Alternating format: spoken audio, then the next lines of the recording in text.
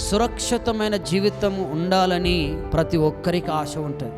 నీవు, నీ పిల్లలు, నీ కుటుంబము, నీ ఆవదాస్తి, నీ చేతి పని, నీ ఆధ్యాత్మిక జీవితం అన్నీ కూడా మంచి సురక్షితమైనటువంటి జోన్లో ఉండాలి.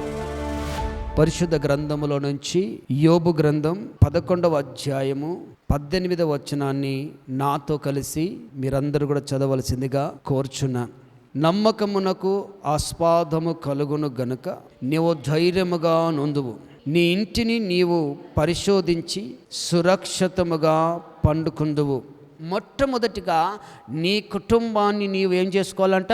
పరిశోధించుకోవాలి. పరిశోధించుకునే కుటుంబముగా ఎవరి కుటుంబం అయితే ఈ భూమి మీద ఉంటుందో ఆ కుటుంబము ప్రేమను దేవుని పిల్లరా సురక్షితమైన కుటుంబముగా దేవుడు స్థాపిస్తాడు. కుటుంబములో ఉన్నటువంటి ప్రతి ఒక్కరూ ఇంటిని పరిశోధించుకోవాలి, ఇంటిని పరీక్షించుకోవాలి.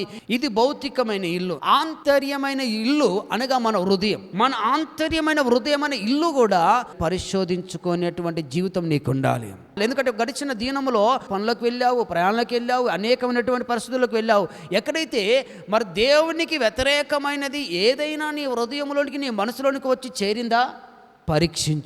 పరీక్షించుకొని ఇది దేవునికి వ్యతిరేకమైనది కాబట్టి నీ గుడారములో నుంచి, నీ ఇంటిలో నుంచి అది తీసి పారవేసి నీ హృదయాన్ని శుభ్రపరచుకున్నట్లయితే నీ కుటుంబాన్ని, నీ హృదయమైన గుడారమును దేవుడు సురక్షితముగా ఉంచుతాడని దేవుని లేఖనం తెలియజేస్తుంది. బిడ్డలారా, నీ ఇంట్లో ఒక ల్యాబ్ పరిశోధన.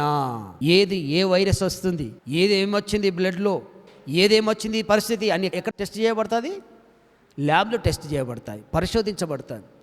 పరిశోధించబడినటువంటి ఆ పరిశోధనలో ఈ వైరస్ ఇందులో బ్లడ్లోనికి వచ్చింది, ఈ ఇన్ఫెక్షన్ బ్లడ్లోనికి వచ్చింది కాబట్టి ఈ శరీరం ఇప్పుడు సురక్షితంగా లేదు. ఎన్ని మందులు వాడినా ఆ జ్వరం పోవడం లేదు. ఆ వైరస్, ఆ యొక్క ఇన్ఫెక్షన్ ఉన్నంత కాలము నీ శరీరం క్షేమంగా ఉండదు, నీ మనసు క్షేమంగా ఉండదు.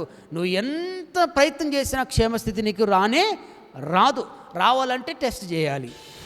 దేవుడు నీతోనే మాట్లాడుతున్న మాట ఏంటిదంటే ప్రతిరోజు, ప్రతి క్షణము నీ ఇంటిని పరిశోధించుకోవాలి, నీ ఇంటిని పరీక్షించుకోవాలి. నీ ఇంటిని ఎప్పుడు కూడా అది క్షేమస్థితిగా ఉండినట్లుగా, అది పరిశుద్ధతతోనూ పవిత్రతతోనూ, అది దేవుని యొక్క చిత్తముతో కూడినదై నీ ఇల్లును సరిచేసుకొని పరీక్షించుకున్నట్లయితే నా దేవుడు నీ కుటుంబ వ్యవస్థను, నీ కుటుంబ జీవితాన్ని, నీ పిల్లలను అది సురక్షితములోనికి నడిపించడమే కాకుండా నా దేవుడు నిన్ను అంచెలంచెలుగా దీవిస్తాడు. దేవునికి మహిమ కలుగును గాక.